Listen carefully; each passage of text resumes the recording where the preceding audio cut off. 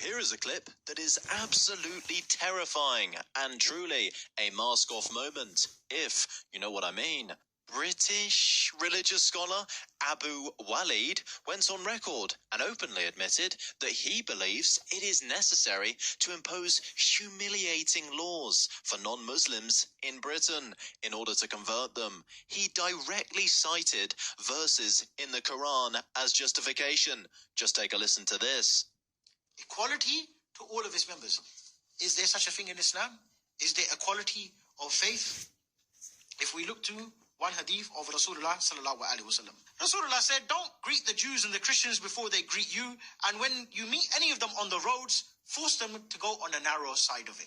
And Imam Malik, he said the same thing as well. Oh, how lovely. We're only seconds into his clip, and this guy is already justifying antisocial behavior. I dread to think what we are about to hear. That if there was to be another Nabi after me, it would be Umar ibn Khattab in his own charter, not charter of United Nations, in his charter with the people of Sham, with those Christians of Sham, in his charter was Kafir and Muslim, they're not allowed to wear the same clothes as one another.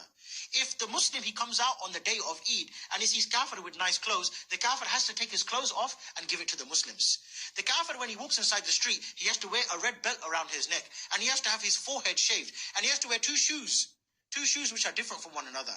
He's not allowed to, and he's not allowed to walk on the pavement. He has to walk on. He has to walk in the middle of the road, and he has to ride on a mule. And that's only for the adults, not for the children. And you can see how Islam would make the child become a Muslim. And let me remind you all, just in case you didn't quite realize this part, this man can vote in our country. He gets a voice in who reaches power. That should be extremely concerning. But do you know what's worse?